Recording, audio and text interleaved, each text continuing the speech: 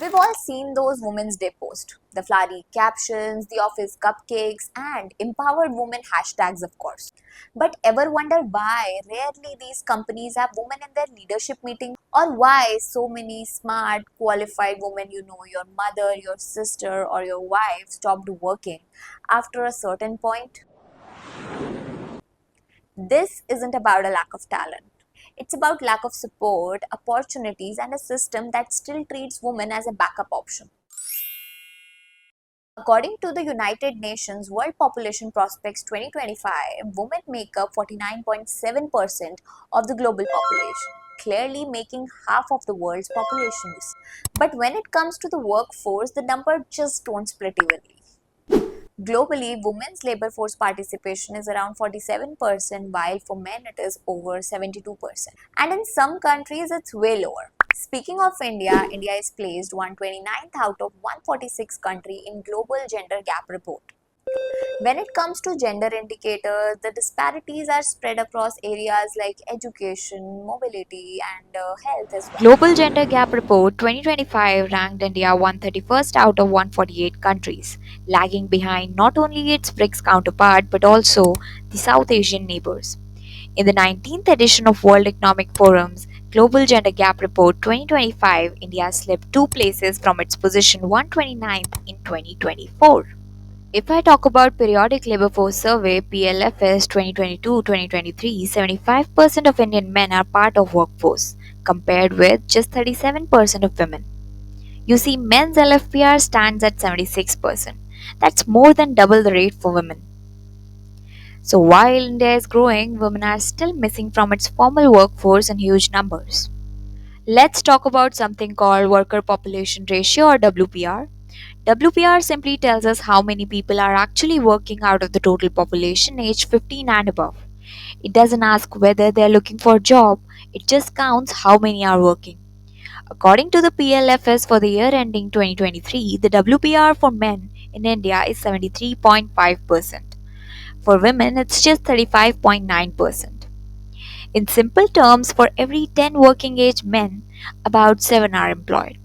But for every 10 women, only about 3 are working. The gap is even sharper in cities. In urban areas, the WPR for women is just 22.9%, while for men, it's over 70%. That means the majority of urban women could work. They aren't, either by choice, by force, or because the system just doesn't support them. You see, this isn't just a lost opportunity for them, it's a loss for the entire economy. You see, numbers don't lie. Women are still missing from half of India's workforce, especially when it comes to the urban workforce. Now, if I compare the same survey with one of 2017, there is a notable rise. There's a notable rise of 23% in 2017-18, which is still a progress. Now, here's something very surprising.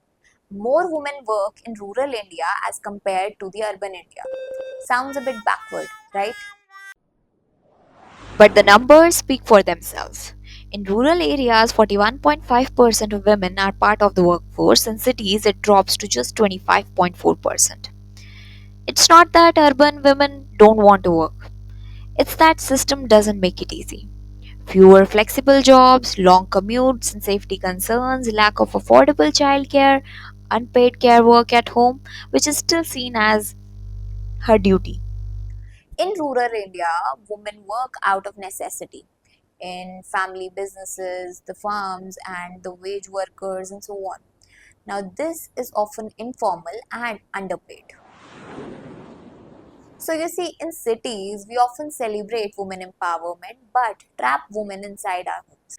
And in village, women work, but they work without dignity, recognition, and a fair pay.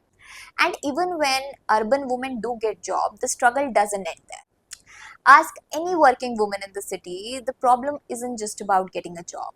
It's about keeping it, growing in it, and not burning out, trying to do it all. Let's take a closer look at the divergence. There's a gap. And this gap highlights the problem. See, the problem is not merely of employability, but of systemic inaccessibility and gender based expectations. One of the most pervasive and under-recognized barrier to women's sustained participation in the economy is burden of unpaid care work. In fact, Economic Survey 23-24 confirmed that women often exit paid employment not due to lack of skill or opportunity, but due to combined weight of paid and unpaid responsibilities. They become simply unmanageable. This double burden continues to push women out of formal labor force. Let's take a moment to discuss how identity of a woman is shaped in our society. Marriage is often considered, in fact celebrated as a ritual for gender discipline. The ideas like good wife, good mother are not just based on sacrifice but also invisibility. So what all this does is it makes ambition a bit unrewarding for women, and when it comes to paid work, it's almost optional. And sometimes women pursuing these things are labeled as outrightly selfish. It's like my obedience will be rewarded, but when it comes to my assertiveness, it will be discouraged. Come on, the stories that we've been narrated time and again reward domesticity over professional aspiration. And don't even get me started on compatible career. The compatible career is the one that actually accommodates the caregiving or the part time. I think we've all heard this. So, yes, when it comes to cultural ceilings, it cannot be shattered by skill development or employment programs for women. We talk about building a future driven by science, tech, and innovation, but here's a question: where are women in that future? Women's representation in STEM, science, technology, engineering, and mathematics, is still disproportionately low, and it's a critical piece of workforce gender gap. Globally, women make up only about 28% of STEM workforce. In India, the number of girls pursuing science and engineering has grown, but when it comes to actual STEM jobs, women drop off sharply. Why? Because while classrooms are opening up, workplaces still carry old assumptions like tech is too demanding, engineering isn't for girls. Will she code or will she take maternity leave? Add to that a lack of mentors, gender bias in hiring, and an unwelcoming culture. And it's no surprise that many talented women either leave or don't enter STEM fields at all. STEM isn't just about science, it's about who gets to build the future. And we can't leave half the population behind, isn't it? The moment a woman decides to take a career break, be it for kids, marriage, or some kind of other commitments that she has, re entering the workforce is almost like starting all over again. It's almost like starting from scratch. Even today, millions of women in India don't have the freedom to decide, even when they are educated, ambitious, or capable. They don't get to decide on work, traveling alone, marriage, and don't even get me started on motherhood. So you see, they remain subject of approval, if not control of others. I mean, if legal adulthood brings some kind of guarantees like personal freedom, then why is this gatekeeping even existing? Just a fact check. Only about 75% of married women aged 15 to 49 said they were allowed to go to a health center alone, according to National Family Health Survey 5. Now imagine how many can freely decide to work. You see, autonomy isn't just about big decisions. It's about everyday choices, whether to apply for promotion or to simply dream bigger.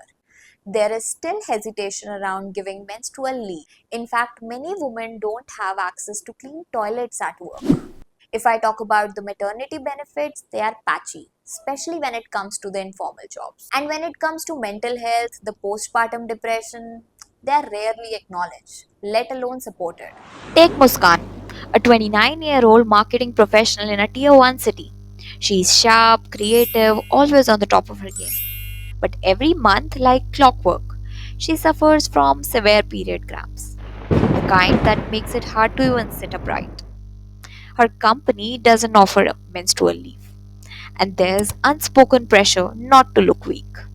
So she pops a painkiller, powers through client calls, and smiles through spreadsheets.